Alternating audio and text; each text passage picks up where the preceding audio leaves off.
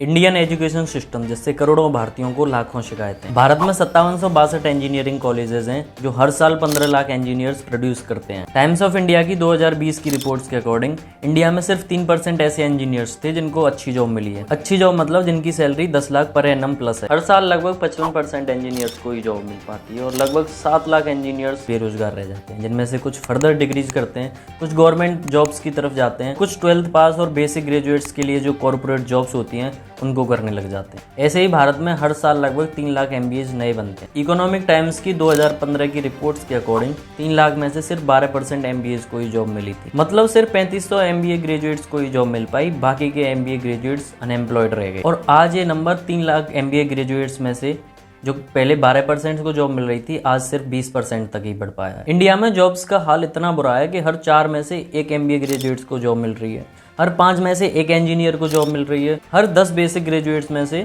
सिर्फ 1 को ही जॉब मिल पा रही है। और वहीं गवर्नमेंट जॉब्स की तरफ देखें तो वहां तो हाल और भी ज्यादा बुरा है। इंडिया में हर साल लगभग 22 करोड़ लोग गवर्नमेंट जॉब्स के लिए अप्लाई करते हैं, जिनमें से कुछ 7.25 लाख लोगों को ही जॉब्स मिल पाती है। यहाँ तो सक्सेस रेट और भी ज्यादा खराब है, कुछ 0.3% सक्सेस रेट है, यानी 300 में से सिर्फ 1 को ही गवर्नमेंट जॉब मिल पा रही है। MBA इंजीनियरिंग तो वो रेप्यूटेड कोर्स है जिनके लिए कॉलेजेस 20-20 लाख तक चार्ज करते हैं। इसके लिए कुछ मिडिल क्लास फैमिलीज अपने बच्चों को रेप्यूटेड कोर्स कराने के लिए एजुकेशन लोन लेते हैं, कुछ तो अपनी जमीनों तक को बेच देते हैं, फिर भी उनके बच्चों की अच्छी जॉब प्लेसमेंट नहीं मिल पाती है। अच्छी जॉब न मिलने के कारण लोग इंटरनेशनल एजुकेशन को चुनते हैं, फिर कोर्स खत्म होने के बाद वहीं जॉब करते हैं और वहीं अपना सेटल हो जाते हैं। इंडिया में कोर्स खत्म होने के बाद स्टूडेंट पर प्रेशर बनता है कि कोर्स तो खत्म हो गया, अब उसके लिए जो एजुकेशन लोन लिया था गवर्नमेंट से वो चुकाना है, अच्छी प्लेसमेंट नहीं मिल पाती तो बच्चे 10 लाख डिजर्व करने वाले 3 लाख पर एनम की जॉब में ही गुजारा कर लेते हैं और 3 लाख पर एनम की प्लेसमेंट डिजर्व करने वाला बंदा बेरोजगार रह जाता है। और ऐसे ही हर साल भारत का अनएम्प्लॉयमेंट रेट बढ़ता जा रहा है, युवा पढ़ लिख कर बेरोजगार बनता जा रहा है। तो स्टूडेंट्स के साथ ये जो इनजस्टिस होता है तो उसका जिम्मेदार कौन है?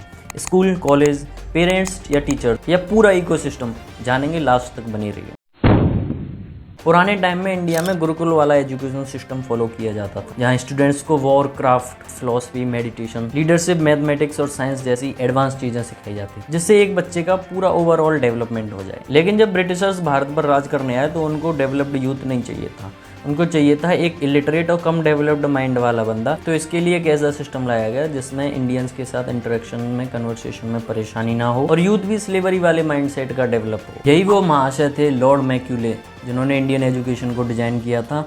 क्योंकि इनको भारत के लोगों को गुलाम बनाकर रखना था तो सबसे पहले उनके यूथ में पंचुअलिटी डेवलप करनी थी, टाइम से आना, टाइम से जाना, टाइम से खाना, टाइम से सब कुछ करना। ब्रिटिशर्स का मोटिव था कि उनको ऑर्डर फॉलो करने वाले गुलाम चाहिए थे। इसके लिए बचपन में ही स्कूल में उनको स्लेवरी वाली मेंटेलिटी में डाल दो, घर के लिए काम दो और ना करने वाले को सजा दो, उसकी पिटाई करो, फिजिकली टॉर्चर करो, सबके सामने बेइज्जत करो, जिससे वो आगे अपनी आवाज खड़ा ना कर सके और उसका सेल्फ एस्टीम बिल्कुल नीचे गिर जाए। फिलॉसफी, रिसर्च और लीडरशिप जैसी चीजों से तो इनको दूरी रखना है, क्योंकि अगर इन ऐसी चीज़ों का ज्ञान हुआ तो इनका दिमाग ज़्यादा चलने लगेगा और कल को ये ब्रिटिशर्स के ही खिलाफ खड़े हो जाएंगे। कंपटीशन वाली फीलिंग डेवलप करनी है जिससे आपस में ये बैर रखने लगे और यूनिटी, कोलैबोरेशन जैसी चीज़ इनके पास ही ना आए। अंग्रेज तो चले गए लेकिन उनका स्लेवरी वाला एजुकेशन आज भी इंडिया में फैशन में। इसी स्लेवरी वाले एजुकेशन सिस्टम की वजह से भारत का युवा क्रिएटिव माइंड का नहीं है।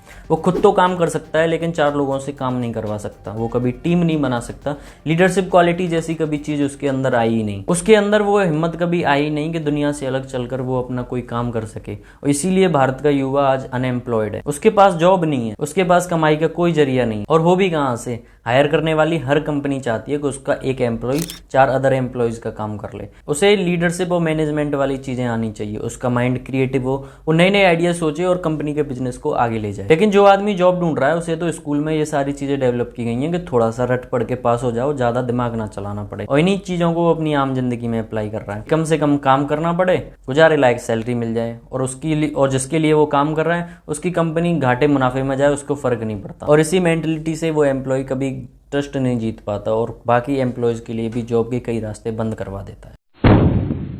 एक बच्चे के क्रिएटिव ना होने में उसके पेरेंट्स का अच्छा खासा रोल देखने को मिलता है। हम उस सोसाइटी में रहते हैं जहाँ पेरेंट्स का डिसीजन ही सबसे बेस्ट माना जाता है। पेरेंट्स जो कर रहे हैं वो सब सही कर रहे हैं, और ऐसे में अगर किसी ने अपने पेरेंट्स से डिसएग्री किया तो उसको बदतमीज और बिगड़े हुए का टैग दे दिया जाता है। सोचने वाली बात है कि अगर हर बच्चे के पेरेंट्स समझदार और इंटेलिजेंट होते तो दुनिया समझदार और इंटेलिजेंट लोगों से भरी पड़ी होती। और ऐसा बिल्कुल भी नहीं है कि हर बच्चे के पेरेंट्स समझदार हैं। पेरेंट्स अपने बच्चे को छोटी छोटी बातों के लिए डांटते पीटते हैं। वे सोचते हैं कि अगर अभी से बच्चे पर स्ट्रिक्टनेस दिखाई जाएगी तो बच्चा आगे चलकर सही पाथ पर चलेगा और अपनी रेस्पॉन्सिबिलिटीज को अच्छे से समझेगा। वो स्ट्रिक्ट पेरेंटिंग में अपने बच्चों को रखते हैं। अंग्रेजी में एक कहावत है, strict parent produces good lawyers. अब चूंकि हर बार पेरेंट्स सही नहीं होते तो बच्चे छुप छुप कर अपने काम बचपन में करने लगते हैं। पेरेंट्स से हर छोटी बड़ी चीज को छुपाने लगते हैं और जब भी बच्चे बड़े हो जाते हैं तो वो छुपाने में एक्सपर्ट हो जाते हैं और चोरी छुपे सारे काम करने लगते हैं। जो स्टूडेंट्स बड़े होकर गलत ट्रैक पर चले जाते हैं वो गलत चीजों को छुपाते हैं, वो बिगड़ते हैं और झूठ बोलने लगते हैं। और सही बात पर निकले कुछ स्टूडेंट्स एक पार्टिकुलर एज के बाद डिप्रेशन और एंजाइटी का शिकार हो जाते हैं। वे घुट घुट कर जीने लगते हैं। वैसे में वो पेरेंट्स से कुछ कह नहीं सकते क्योंकि पेरेंट्स स्ट्रिक्ट हैं और पेरेंट्स से कहेंगे तो पेरेंट्स उनकी बातों को नज़रअंदाज करेंगे या गलत डायरेक्शन में ले जाएंगे। तो सोचने वाली बात है, ऐसे में किस स्टूडेंट का दिमाग पढ़ाई और अदर क्रिएटिव चीज़ों में लगेगा। कुछ कम पढ़े लिखे लोअर मिडिल क्लास लोग अपने बच्चे को करियर के तौर पर गवर्नमेंट जॉब्स की तरफ भेजने का ट्राई करते हैं, जहाँ दुनिया भर का कॉम्पिटिशन है और एक आउटडेटेड करियर की रेस में उन्हें दौड़ना पड़ता है। यही मोस्ट ऑफ द स्टूडेंट्स को अपने पेरेंट्स का सपोर्ट भी नहीं मिल पाता। तैयारी के दौरान बहुत सारे अप्स एंड डाउन्स होते हैं। अब पेरेंट्स तो स्ट्रिक्ट हैं तो किसके साथ इन चीज़ों को शेयर कर, और ऊपर से पेरेंट्स की उम्मीदें लगातार प्रेशर बनाती हैं, जिसके तले दबकर एक एस्पिरेंट अपनी मौज मस्ती वाली ज़िंदगी और अपने चेहरे की मुस्कान खो बैठता है। और इस कच्ची उम्र में अगर कोई बच्चा शिद्दत से किसी चीज़ को चाहे, वो मिल जाती है तो ठीक है, और अगर नहीं मिलती तो बच्चा अंदर से टूट जाता है। उसका सेल्फ एस्टीम, उसका कॉन्फिडेंस सब कुछ नीचे गिर जाता है। वहीं कुछ पेरेंट्स अपने बच्चे को ज़बरदस्ती के करियर गोल्स थोप देते हैं, जहाँ कभी वे खुद या तो उनको अचीव नहीं कर पाते हैं या सोसाइटी से इन्फ्लुएंस होकर बच्चों को ज़बरदस्ती उन गोल्स को उनके लिए तैयारी करनी पड़ती है। फिर चाहे बच्चे का उस पार्टिकुलर करियर में इंटरेस्ट हो या ना हो, पेरेंट्स अपने बच्चे को ज़बरदस्ती इंजीनियर, डॉक्टर और IAS बनाने में लग जाते हैं। वो इस चीज़ को अपने ईगो पर ले लेते हैं कि अपने बच्चे को हमें इस पार्टिकुलर गोल में अचीव करा कर रहेंगे, उसको ये बना कर ही रहेंगे। वो बच्चा अपने पेरेंट्स की खुशी के लिए या किसी दबाव में आकर वो उस पार्टिकुलर चीज़ के लिए तैयारी शुरू कर देता है, और अगर वो बन भी जाता है तो लाइफ टाइम ना तो वो कभी खुश रह पाता है, ना उस पार्टिकुलर चीज़ में एक एक्सेल कर पाता है। तो बच्चों की तरफ से ये बात सिर्फ करियर के लिए नहीं है। पेरेंट्स के टाइम पर जो करियर ऑप्शन सही थे उन्हीं को वो पेरेंट्स आज भी अपने बच्चों के टाइम पर सही समझते हैं। वो भूल जाते हैं अपनी सोच को आउटडेटेड से अपग्रेड करना। अगर बच्चे का इंटरेस्ट डॉक्टर, इंजीनियर या IAS जैसी गवर्नमेंट जॉब्स को छोड़कर किसी और चीज़ में, किसी अनकन्वेंशनल करियर में है, तो पेरेंट्स बच्चों की बात नहीं सुनते। अगर ऐसे में बच्चा अपने पेरेंट्स से जाकर कहे कि नौकरी तो मुझे करनी है, अपने दिन का 30-40% टाइम मुझे देना है, आप क्यों मेरे लिए फैसला लेने लग रहे हो। ये आर्ग्यूमेंट तो हर एंगल से लॉजिकल लग रहा है, लेकिन अपार्ट फ्रॉम लॉजिक हमारी सोसाइटी में ऐसा कहने वाले को बदतमीज और बिगड़े हुए का टैग दिया जाता है। लेकिन बच्चा फिर भी अगर अपने करियर चॉइस के लिए अपनी जिद पर अड़ा रहता है तो पेरेंट्स की तरफ से स्टेटमेंट आता है कि करो अपने मन की। कल को अगर तुम्हारे साथ कुछ गलत हो जाता है तो हम ना तो तुम्हारे साथ खड़े रहेंगे, ना तुम हमसे कुछ कह सकते हो। और ऐसा कहकर पेरेंट्स अपने पाँव पीछे कर लेते हैं। एक बच्चा जो बाकी लोगों से हटकर अपना करियर चूज कर रहा है, अपने दिल की सुन रहा है, और ऐसे में अगर पेरेंट्स अपने पाँव पीछे कर लेते हैं तो उस डिसीजन के लिए उस बच्चे के अंदर बहुत सारा फियर और सेल्फ डाउट आ जाता है। इसी फियर के चलते बहुत सारे बच्चे अपने डिसीजन को गिव अप कर देते हैं। और ये बात भी बच्चों की तरफ से सिर्फ करियर के लिए लागू नहीं होती है। हालांकि कोई भी पेरेंट्स अपने बच्चों का कभी बुरा नहीं चाहते, लेकिन पेरेंट्स को भी ये समझना चाहिए कि बच्चों का भी दिल है, उनकी भी खुशी है, उनका भी अलग इंटरेस्ट है, और सबसे बड़ी बात उनकी भी एक अलग लाइफ है, जहाँ बहुत सारे डिसीजंस बच्चों को पेरेंट्स के बिना लेने पड़ते हैं। बहुत सारी चीज़ों से उन्हें खुद डील करना पड़ता है, और उन्हें ये भी मान लेना चाहिए कि बच्चों की खुशी में ही उनकी खुशी है। जहाँ अगर बच्चे आगे खुश नहीं रह पाते तो पेरेंट्स कभी खुश नहीं रह सकते, और अपने आप को हमेशा कल्प्रिट मानेंगे कि उन्होंने अपने बच्चे की खुशी, उसका पैशन, उनका करियर गोल छीन लिया, जहां शायद वो जबरदस्ती के दिए गए डॉक्टर, इंजीनियर के करियर से ज़्यादा खुश रह सकता था। अब इस अनएम्प्लॉयमेंट के दौर में पेरेंट्स के साथ साथ स्कूल कॉलेजेस भी अच्छा खासा रोल प्ले करते हैं, जहां ये आउटडेटेड एजुकेशन सिस्टम बांटी जाती है। बच्चों को 60-70 स्टूडेंट्स के बैचेज में पढ़े लिखे गंवार बनने के लिए तैयार किया जाता है, जहां उनको ना बात करना अलाउड है, ना इंस्टीट्यूशनल अथॉरिटी के साथ क्वेश्चन करना। पूरा टाइम स्लेवरी वाले डिसिप्लिन को फॉलो करना है। एक भी काम बिना टीचर की परमिशन के नहीं करना है। पानी भी पीना है तो टीचर से पूछ कर पीना है। बेसिकली कहने का मतलब इतना सा है, अगर स्कूल में जो कहा जा रहा है आप वैसा ही कर रहे हो तो आप बेस्ट स्टूडेंट्स की कैटेगरी में हो, फिर चाहे आप स्टडीज़ में बिलो एवरेज ही क्यों ना हो। अब 12-15 साल स्कूल में गुजारने के बाद ना तो बच्चा क्रिएटिव बनता है, ना कम्युनिकेटिव और ना कोऑपरेटिव। फिर जब स्टूडेंट अपनी पढ़ाई खत्म करके इस कॉम्पिटिटिव वर्ल्ड में कदम रखता है तो हर बार उसे मुंह की खानी पड़ती है, क्योंकि बच्चे के पास ना तो क्रिएटिव माइंड है, ना कम्युनिकेशन स्किल्स, ना कोऑपरेशन वाला एटीट्यूड। तो कोई बंदा कैसे सर्वाइव कर पाएगा। कोई कैसे उसे जॉब दे देगा। और इसमें कोई करे भी तो क्या करे, हमारे कोर्स ही इस तरह से डिजाइंड है कि क्वेश्चन आंसर पढ़ो और एग्जाम में लिख दो। अब इसमें बच्चे करे भी तो क्या करें, टीचर समझाने की जगह चीजें रटवा देते हैं। चैप्टर पढ़ाने की बात आती है, एक एक बच्चे को खड़ा करते हैं और रीडिंग लगवा देते हैं, हो गया चैप्टर खत्म। और ये सो कॉल्ड इंग्लिश मीडियम जो अच्छी खासी फीस चार्ज करते हैं, उन स्कूलों का हाल है। उनमें लेबोरेटरीज, लाइब्रेरीज और कंप्यूटर लैब तो हैं, लेकिन सिर्फ दिखाने के लिए। प्रैक्टिकल्स के नाम पर लैब ले जाने की जगह नोटबुक्स में नोट करा देते हैं। लाइब्रेरीज का ताला लगा रहता है और बुक्स के नाम पर सिलेबस रिलेटेड सालों पुरानी बुक्स पड़ी रहती है। भारत में 40% स्कूल्स में कंप्यूटर लैब ही नहीं है, और जिनमें हैं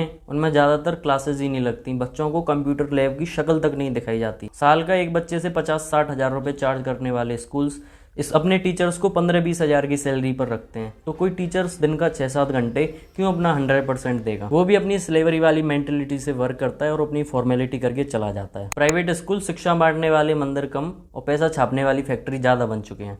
लोग आजकल बिजनेस के लिए स्कूल्स को अच्छा इन्वेस्टमेंट का जरिया समझते हैं। वहीं गवर्नमेंट स्कूल्स की तरफ देखा जाए तो वहां तो और भी ज्यादा बुरा हाल है। ज्यादातर स्कूल्स में बेसिक एमिनिटीज भी नहीं है, किसी की सीलिंग टूटी हुई है, कहीं खंडर बने हुए हैं स्कूल्स, और आज भी कई कई जगह तो बच्चे जमीन पर बैठकर पढ़ाई करते हैं। गवर्नमेंट टीचर्स के लिए लाखों जॉब्स वेकेंट हैं, लेकिन गवर्नमेंट उनको भरने की जगह बाकी बचे हुए टीचर्स को फालतू की चीजों में उलझा कर रखते हैं, उनको उल्टी सीधी चीजों में बिजी रखते हैं। बच्चों को मील प्रोवाइड करनी है, टीचर्स की जिम्मेदारी। स्कूल में कुछ काम करवाना है, टीचर्स की जिम्मेदारी। इलेक्शन हो रहे हैं, टीचर्स की ड्यूटी लगा दो। सेंसस करवानी है, टीचर्स को ले चलो। गवर्नमेंट टीचर कम सरकारी हेल्पर ज्यादा बन चुका है। वो टीचिंग को छोड़कर उल्टे सीधे कामों में, हेल्पिंग जैसे कामों में हेल्प कर रहा है। टीचर्स इन्हीं कामों में उलझे रहेंगे तो वो पढ़ाएंगे कब।